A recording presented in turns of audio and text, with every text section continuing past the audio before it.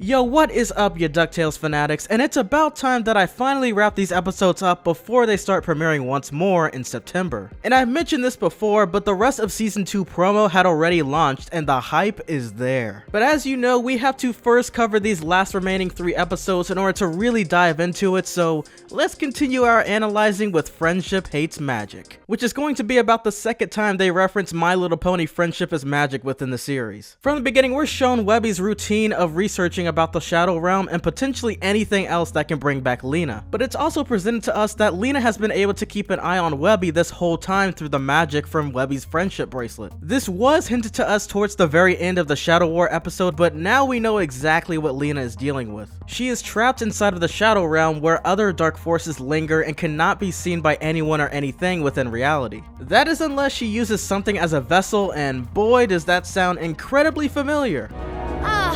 Cliche. So during Webby's search, she eventually makes her way into the library in order to purchase a book studying the laws of the Shadow Realm. That is until it's revealed that someone else by the name of Violet Saberwing had already purchased the book. Don't you just love the simplicity of everyone's name in this show? It also turns out that she too is not only interested in the Shadow Realm, but also can speak ancient languages like Webby. They even become so engaged into one another's researching that they agree on having a slumber party together for better studying. Also, Violet instantly realizes that Webby is associated with Scrooge and the Duck family after simply knowing her name. So not only do all of these things bring them closer, but it also makes Lena's jealousy even stronger. It then transitions to Webby making it to the mansion and telling Beakley about her visitor, only to then make Beakley realize that she doesn't have many friends, so she shifts her attention to Launchpad, someone who I'm sure is the exact opposite of her. But despite their differences, Launchpad convinces Miss Beakley to watch some Darkwing Duck episodes since a book she was reading seemed quite similar to the show, which at first doesn't necessarily grab Miss Beakley's attention until towards the ending of the series itself, and surprisingly, it got her invested into the show.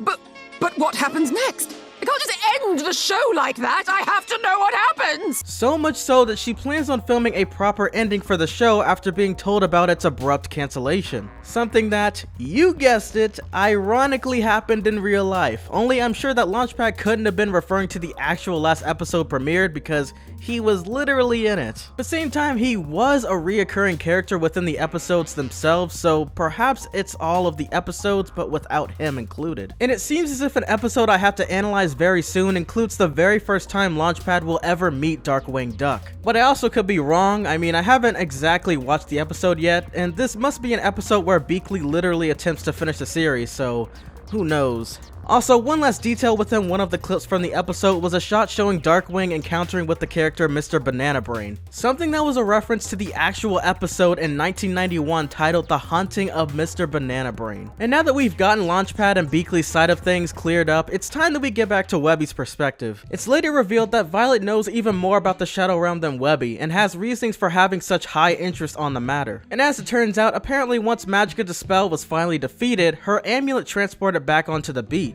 which I'm sure was around the same location where Lena and Webby had first met each other. This not only intrigued Violet, but mainly encouraged her to study the many mysteries behind the Shadow Realm after witnessing it firsthand. She even went as far as possessing ancient lettering blocks so that entities from another realm can communicate with earthly beings. Eventually, Violet is nearly successful with her spellcasting and bringing Lena back into reality. But due to Lena's obvious jealousy and lack of trust towards Violet, she interrupts the seance and accidentally brings them into the Shadow Realm with her. It then becomes a problem when suddenly the shadow demons from within morph into the shape of Lena since they are fueled by the jealousy within her. After the Topos take on Lena's form, they grab Webby in order to trap her within the Shadow Realm with Lena forever to appease her jealousy and paranoia of never being able to contact Webby ever again. Since the shadows located there, also known as tulpas, are known to take on the emotions of greed, hatred, and of course, jealousy. So in order to end the cycle of jealousy, both Lena and Violet team up to protect Webby and use the friendship bracelet alongside with a similar chant to Lena and Webby's from the episode Jaws. Thankfully it works and everyone is freed, including Lena, until she is soon dissolved back into the Shadow Realm. But because of the beautiful power of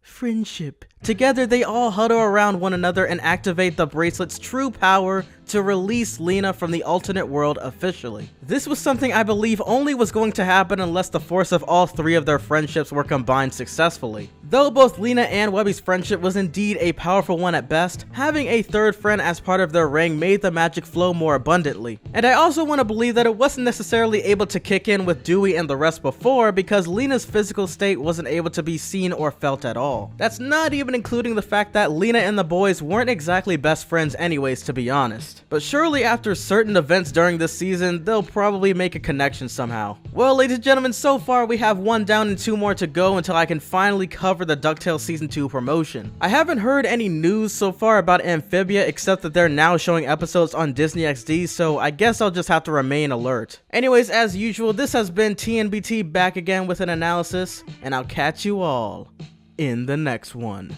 Peace!